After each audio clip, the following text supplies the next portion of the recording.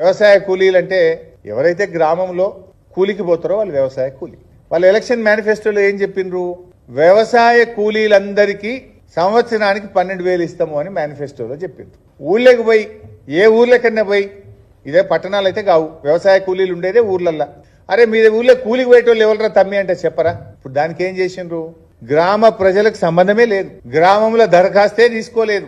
హైదరాబాద్ లో పంచాయతీరాజ్ కమిషనర్ ఆఫీస్కి వెళ్ళి ఉపాధి హామీలో ఎందరు పనిచేస్తారో లిస్టు తెప్పించుకున్నారు. ఎంతమంది పనిచేస్తారు ఉపాధి హామీలు అంటే? ఈ రాష్ట్రంలో 52 లక్షల కార్డులు, 1,04,00,000 మంది కూలీలు ఉన్నారు.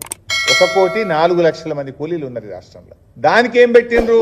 కంప్యూటర్ల 20 రోజులు పనిచేసిన ఎందరో చెప్పుండ్రి అని కంప్యూటర్ని అడిగితే ఈ 1,04,00,000లో ఓ 25 లక్షల మంది 20 పని దినాలు పూర్తి చేసిండ్రు అని చెప్పిండ్రు. ఆ 25 లక్షలను ఏం చేసిండ్రు? ధరణి కంప్యూటర్ సిస్టంలో పెట్టి ఇలా భూమి లేని వాళ్ళని మొత్తం ఒక గుంట భూమి ఉన్నా, 5 గుంటలున్నా, 2 గుంటలున్నా, 3 గుంటలున్నా తీసేయమని కంప్యూటర్లో పెడితే అది 6 లక్షల మందిని ఇచ్చింది. 1 కోటి మంది వ్యవసాయ కూలీలు ఉంటే ఈ రాష్ట్రంలో 6 లక్షల మందికి మాత్రమే ఇందిరమ్మ ఆత్మీయ భరోసా ఇస్తున్నారు. ఆ లిస్టు హైదరాబాద్ లో సెక్రటరియట్ లో కంప్యూటర్లో జనరేట్ చేసి పల్లెటూర్లకు పంపిండ్రు. అది పట్టుకొని ఊర్లకు పోతే ఆఫీసర్ల మీద పడుతున్నారు ప్రజలు. వ్యవసాయ కూలీల్ని నిర్ణయించాల్సింది ఎక్కడా? గ్రామంలో గ్రామ సభలు